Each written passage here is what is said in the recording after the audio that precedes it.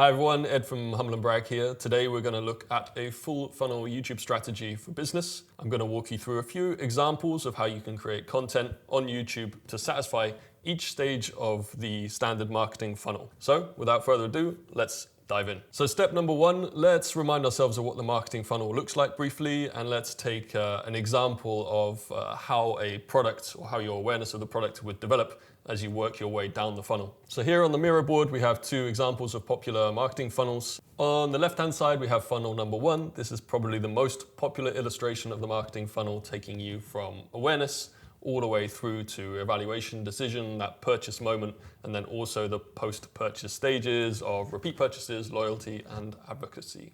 On the right-hand side, we have the product-aware funnel, starting off with someone who's completely unaware of the problem they may have, the solution to that problem, and also how your product serves to be the solution to their problem. So let's take an example of a company that recently reached out to us asking for a pitch for YouTube content creation. This was a camera app company, so a company that was producing a camera app to improve your photography on an iPhone. So let's say you're in the unaware stage. You're someone who is taking photos with an iPhone. Maybe you're using the cinematic function for video. Maybe you're using the portrait function for photos, and you're a little bit dissatisfied because you feel like maybe the background is too blurred, or maybe you see the slight distortions around the edge of your subject. And you want to override these functions, and you want to have a bit more control over the different settings that you have on your phone. And so you ask yourself, is this even possible? Can I override these default factory settings or not? So you start Googling, you start looking on YouTube, and sure enough, you find that there are camera apps out there on the market that serve this need. And so now you're problem aware, and to some extent you're solution aware. So you're aware that there are camera apps that do this. And so you start researching which might be the best camera apps for you. And if you're just a beginner, well, you probably want something that's free because you want to just take a tentative step into the realm of camera apps. And then secondly, maybe you want something that's not too complicated, that's suitable just for that first step into the area. And so then you find that maybe there are 2 or 3 camera apps, like the Blackmagic camera app is a good example, that's free, has a good amount of functionality, but not too overwhelming for the beginner. So then you download that app and you've kind of completed your customer journey. Or on the right-hand side, yes, maybe you've completed your customer journey. On the left-hand side, you've also got a few stages. You have the loyalty and advocacy stage. And now to get a little bit meta, this is kind of what I'm doing in this video. So you have the Blackmagic app. I'm advocating for it. I think it's good. I use it. Maybe you should download it if you have the same problem as me and you want to take nice iPhone photos and have a little bit more control. I think you just call it the Blackmagic app. The Blackmagic camera app. It's a little bit of a mouthful. Blackmagic camera app. Yeah, so now we know what the funnels are. You probably already knew what the funnels were because you're probably marketers and you're probably thinking about how to open up and scale up your YouTube channel. But anyway, a helpful reminder of what the funnel looks like. Let's move on. So now we've looked at the theory of the funnel. Let's look at what that funnel looks like in numbers. So typically, say you've got a channel that's kind of 6 months old perhaps, and you're driving a good number of impressions to your videos. Maybe you have, for example, 10 videos out on the channel, and you have 100 to 125,000 impressions on a daily basis, on a monthly basis, whatever it might be. Typically, what we would see is about an 8 to 10% impression to view rate on those videos, assuming that they're ranking quite well, and assuming that you have good thumbnails. And then from those 10,000 views you would get from those 100K impressions, we would expect about a 3% click-through rate from the view to your website, to your landing page, selling, marketing, whatever product you may have. Then the lead rate, so the visit to lead from YouTube, is typically pretty high. And the reason for this is, on the one hand, the long user journey, but also the kind of connection and attachment that this user has to your company or product, because they've already watched at least one video, probably 5-10 minutes, and potentially even more videos than that. So they're already pretty acquainted and already in some way pretty bought into your company and your product. And then from that, really depends on the price point and the nature of your product, but you might see anywhere from a kind of 2-3% conversion rate for a high price point product, anywhere up to like 10-15, maybe even more percent for an e-commerce or low price point product. So if you just imagine very roughly, you're starting at that awareness stage, that kind of impression, all the way through to the view, which you could kind of categorize as the interest consideration, to visit, to lead, that's typically in the kind of decision-making phase, and then that purchase, we'd see those 9, 10 sales come off those 100,000 impressions, something like that. So that would be how a typical funnel might look on YouTube in numbers. Now we've covered the theory and the numbers, let's look a little bit more at the strategy.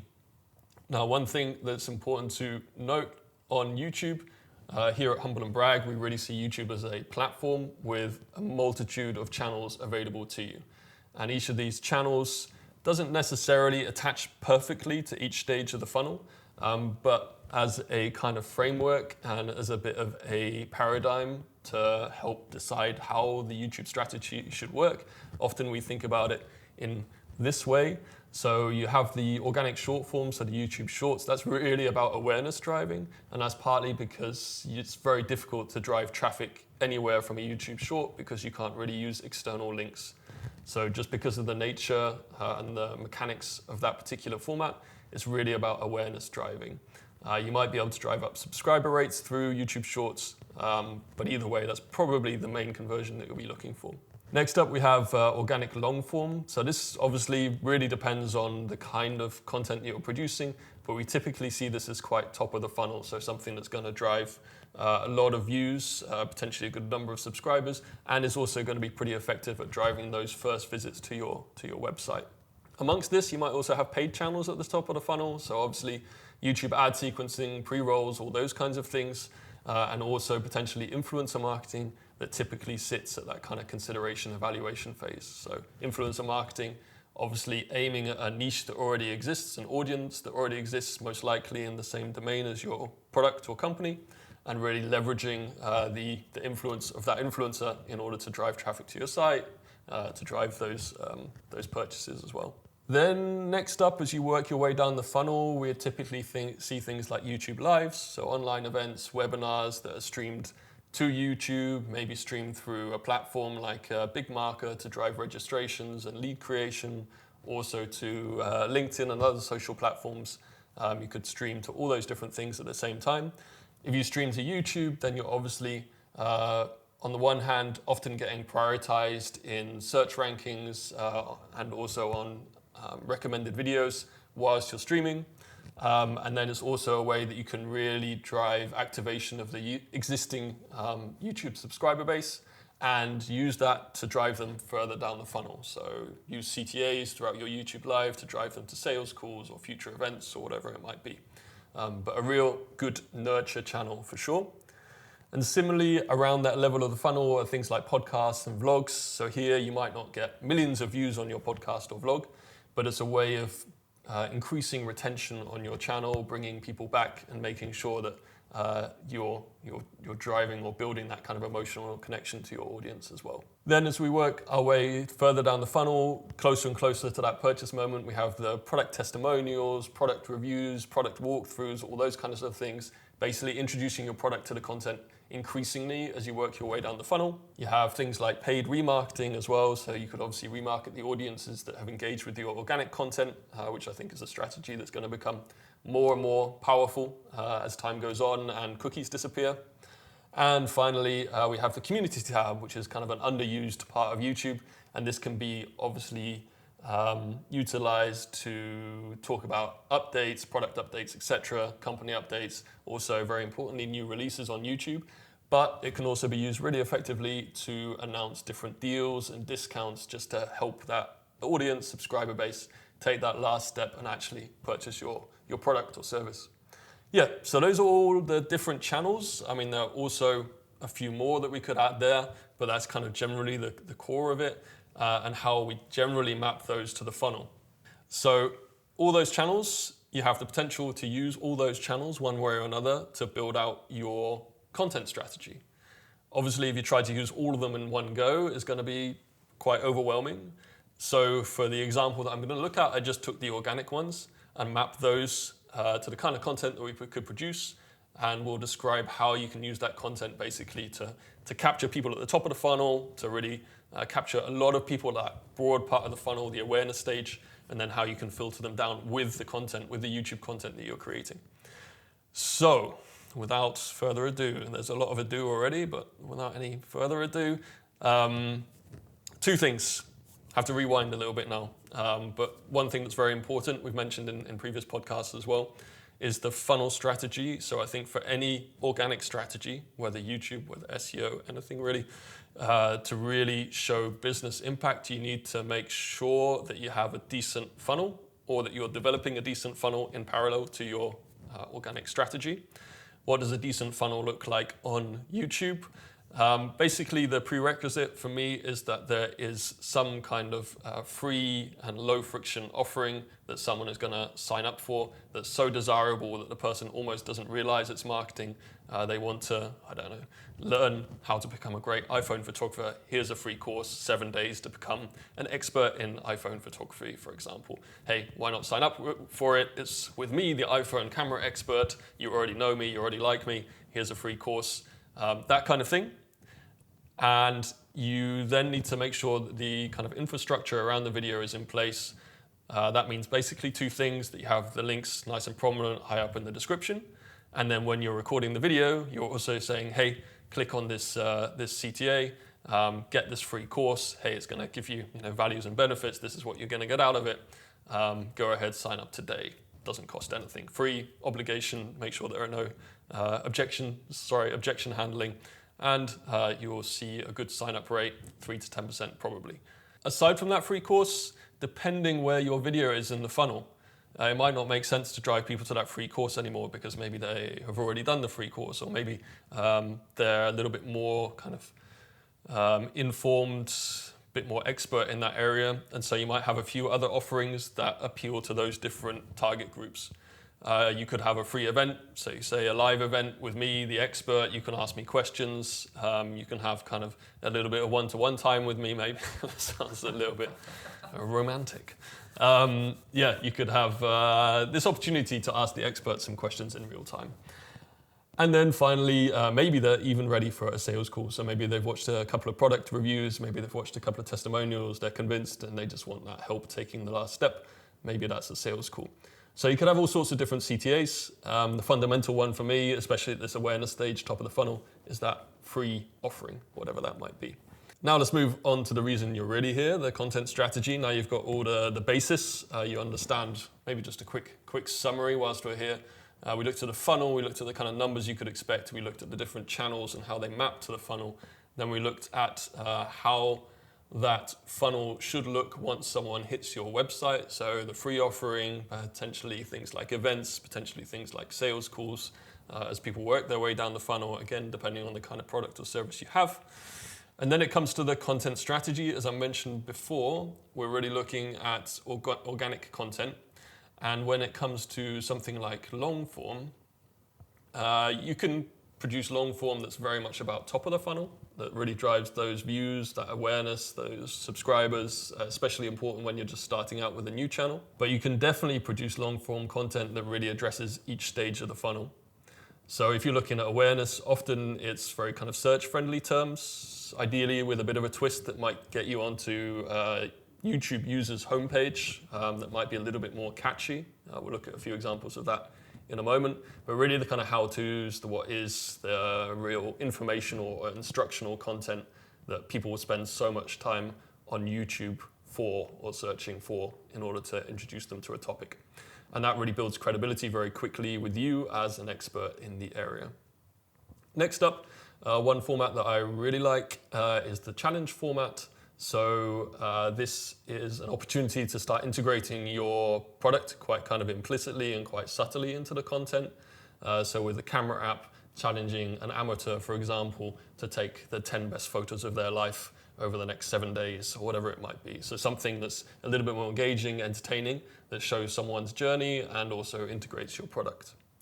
Then the free course, and this can actually be native to YouTube, so maybe a few videos, maybe one long form video, again, something we'll look at in a moment, like super long form video of an hour long, where you learn, let's take the camera app example again, how to use your camera app, how to use your camera in a more kind of professional way, and really utilizing all those controls that are made available to you through the camera app that you're probably selling. Next up is a category of video that I need to think of a better name for. and that's look what I did with. And this really kind of is quite close to the free course, really. It's basically look what I achieved with this product. It's focusing on what you achieved, not on the product. Again, it's all about having that product kind of implicit subtly within the video. But you're basically moving on to that kind of subtly onto that testimonial phase where you're showing what is achievable with the product if you use it. And then finally, the testimonials. And what you'll find is the kind of traffic on each of these videos does decrease. So the how-tos, etc., will probably get hundreds of thousands, maybe millions of views if they're well produced and entertaining. And then as you work your way down to the testimonials, maybe you'll only have a few thousand, but the conversion rate off the back of those videos is going to be significantly higher. And ideally, in this perfect world, you'll see people watching those how-tos and then progressing, watching a few of the challenges, and then finally watching some of the testimonials, and they're literally following the YouTube funnel and converting off-site to purchase your product, for example. That's kind of the ideal scenario.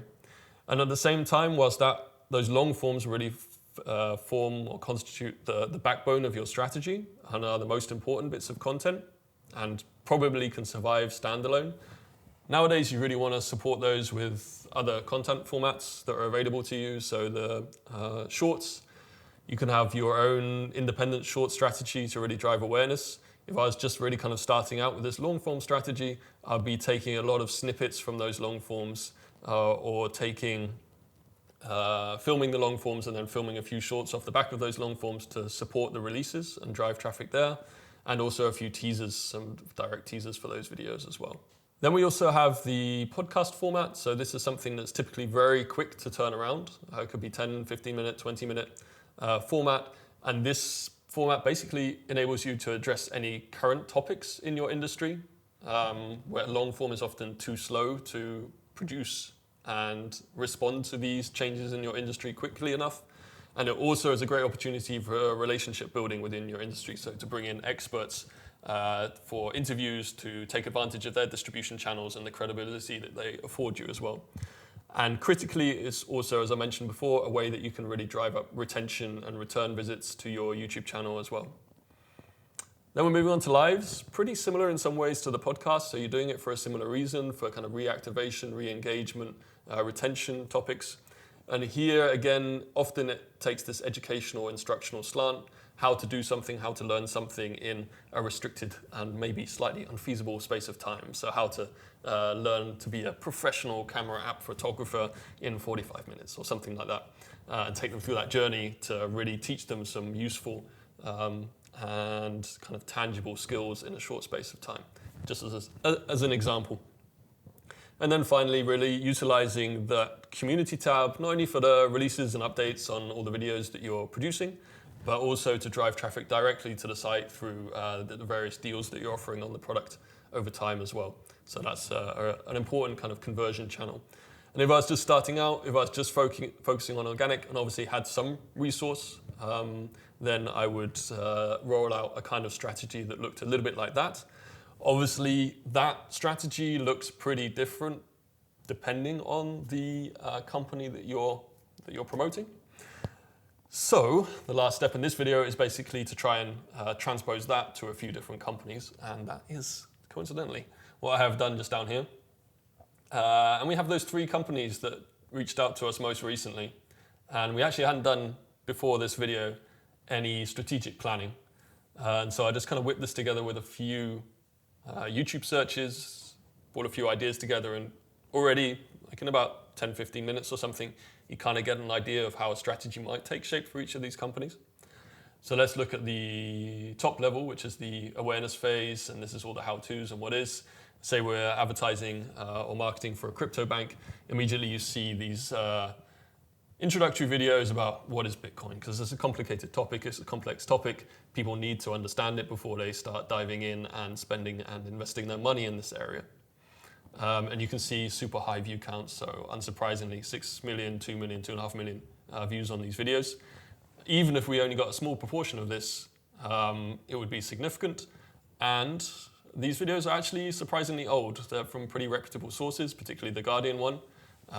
But for me, when you watch the kind of production values, obviously 9 years old, it's quite a lot lower than what is possible nowadays. So I would actually be relatively confident of being able to gain a top spot in one of these areas. For the camera app, again, pretty unsurprising. It's all about tips and tricks. It's all about instructional videos. Again, really high traffic on these videos as well. Obviously very competitive, super interesting area on YouTube because you get real experts, beautifully shot videos, really nicely put together videos. So it'd be quite an interesting and competitive domain to enter. And then the tech bootcamp, focusing here on one of the product areas on data analytics. And here you see just what is data analytics. So someone, you're at a company, that's the data analyst, they talk about a little bit what they're doing. You think, oh, what is that actually? Is it something for me? And so you just go to YouTube and you check it out. Again, pretty high volumes, not quite as high as the others, with 1 million odd views for the first video. Okay, so that's driving all the awareness. Then what about the challenge content? So if you were talking about crypto, yeah. There's a really nice Wired series where an expert in a domain that's kind of complicated has to explain their domain to a child, to a teenager, all the way up to a fellow expert. And this kind of format has always kind of gained a lot of traction, really good view count for Wired in this case, has been imitated to an extent by other channels, but really lends itself to crypto as well. And you could have this format of explaining crypto to a child. So something along that format, but could also be something else. There's plenty of inspiration in the creator sphere and also from some of the media channels of how this could be done. Similarly, for iPhones, you have this really nice video here. I did this for 30 days and it improved my photography. So this idea of having a restricted period of time, 7 days, 10 days, whatever it might be, and trying to go from amateur to professional or amateur to simply better and showing your results. Thumbnails like this, where you see the kind of before and after, tend to work really, really well as well. So I can imagine coupling those two things. And finally, for the tech bootcamp, in the edtech space, there's lots of interesting videos of kind of people saying, okay, if I was to become a data analyst, I am a data analyst, I'm an expert, but if I was to do it all over again, this is what I would do. And also a couple of videos that I produced back when I was working at Babbel was all about learning languages in a incredibly short space of time. So taking the world's greatest polyglots and saying, okay, can you learn Turkish in a week? Can you learn Romanian in 1 hour? And basically filming them doing this process and also filming them using the products of the Babbel app in order to get them to that stage as well. So like I said, gradually integrating the product at the same time. A little shout out to Alex Hormozy here. These are his last 4 videos and he's really taking that approach. So the kind of lessons learned. If I were 18 again, here's what I would do. Really kind of saying, okay, I'm in this expert position. If I had my time again, how would I get there even quicker? Moving on to the free course. Here for crypto, it's all about investment strategies, how to get started as a beginner. There's a really nice video that Ali Abdal remakes every single year about how to invest for beginners. And this is basically potentially kind of 20-minute upward video of how to get into the industry or into the domain, how to develop your skills. Again, this could be something that's really kind of native and hosted to YouTube. It could also be something that you drive traffic to from YouTube to drive that lead creation as well. What I notice in the iPhone camera app category is actually there aren't really any super long form tutorials. So actually this could be a really interesting opportunity. You see for developing Figma web, learning how to use a design app like Figma or something like that. You have these super long tutorials, 40 minutes plus, 20 minutes plus. For all the iPhone photography stuff, it's like 10 minutes. So what would happen if we produce this super long form tutorial or a set of super long form tutorials? My guess is that it would probably rank pretty well. So that would probably be part of this free course strategy. And this is something, that we've also seen work pretty well for some of the previous clients and companies that we've worked for as well. And then look what I did with. Let's look at the crypto bank. So this is basically saying, okay, what were my successful strategies of the last year? What worked for me? Again, here I think, I don't know too much about the industry yet, but you probably have to be very careful with investment advice, but some kind of approach like that might be interesting. Again, for the iPhone camera app, you're basically showing the results of what you did.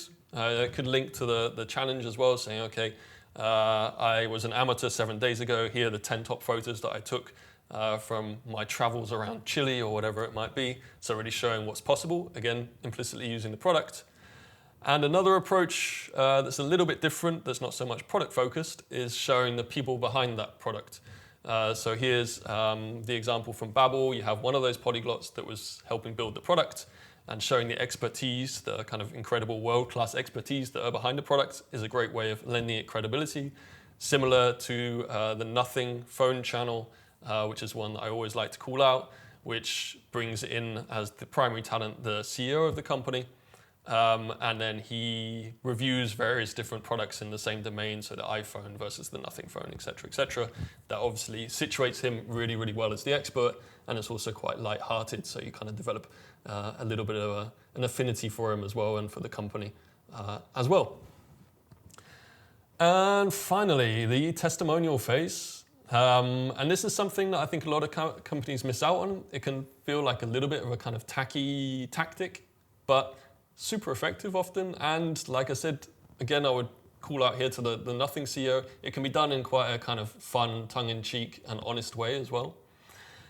And here you'd have, for example, I mean, we have here the top crypto banks. You have fairly low views on this, but you know the people that are watching these videos are right in that decision-making phase where they're evaluating which is the best app or the best bank for them. And so if you have a video like this, even if you're hosting that video, mentioning yourself versus a few other competitors, it can be a really strong conversion driver as well. And that goes for pretty much all the different companies that we have here. We have the crypto bank, we have the iPhone camera app, comparing the top, 5, 10, 7. Odd numbers work best, so 7, 9, 11. Banks, apps, camera apps in this case. Or we have a shout out to fellow Humble&Brag co-founder Callum here, the really nice Career Foundry testimonials here. So basically talking about students that have completed a course and how it's changed their lives. So very kind of fairly standard testimonial, really nicely shot, really convincing stories there. So it could have those kind of product comparison, product rundowns, or it could be user or customer stories as well.